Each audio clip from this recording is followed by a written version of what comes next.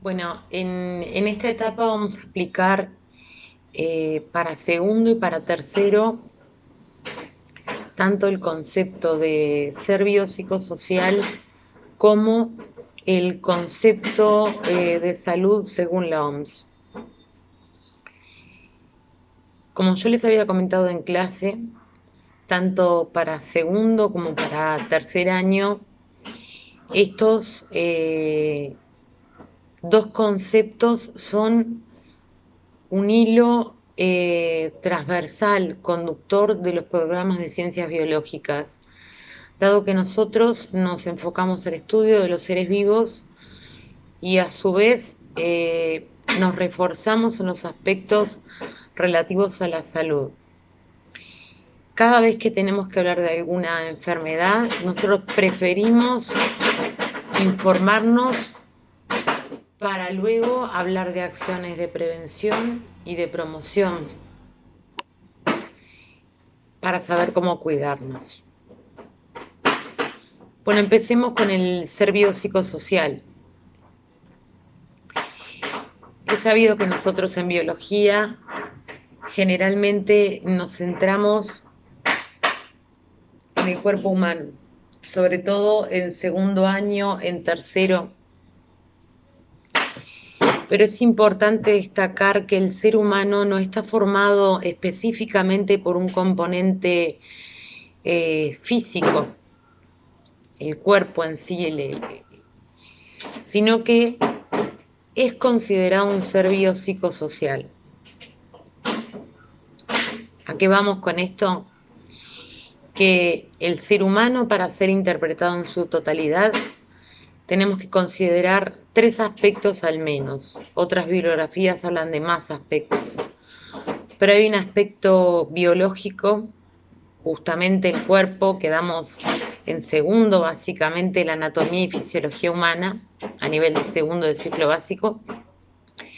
La psiquis del individuo, la mente del individuo, ese conjunto de ideas que básicamente nos distinguen y nos hacen exclusivos frente al resto de las especies del reino animal.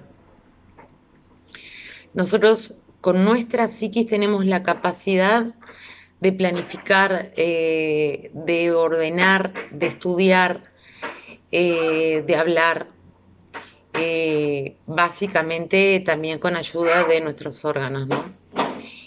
Tenemos funciones diferenciales que el resto de los animales no los tienen. Y tenemos un entorno social, ¿no? Ningún ser humano es una isla. Nosotros vivimos en una sociedad y como el resto de los animales, tenemos un comportamiento gregario. Esto es, nos dirigimos en manadas. El ser humano necesita de vínculos con otros seres humanos para estrechar sus lazos afectivos, para tener una suerte de espejo donde verse reflejado, para aprender de las normas, de las costumbres, para cumplir sus funciones vitales, para tener la potencialidad de cumplir la función de la reproducción, que su única finalidad es la de no extinguir la especie.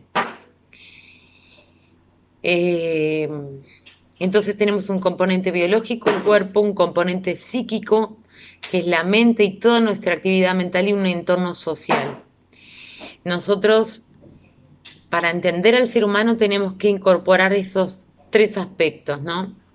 Otras biografías hablan de un ser ecológico, en el que hace referencia a lo que es el individuo interaccionando con el entorno físico, el ecosistema que lo rodea, ¿no?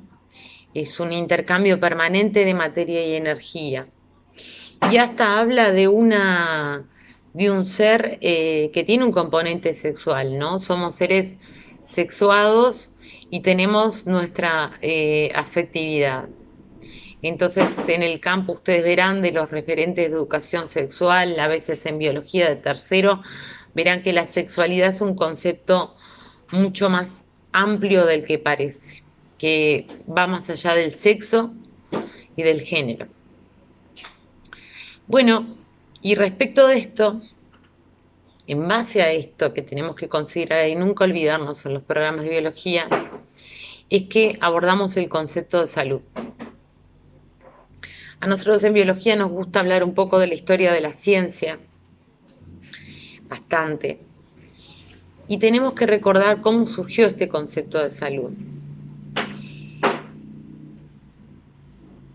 En el siglo XX, que estuvo caracterizado por varias guerras, dos muy importantes a nivel mundial, la Primera y la Segunda Guerra Mundial de 1919, de 1914 a 1918 y la segunda de 1939 a 1945,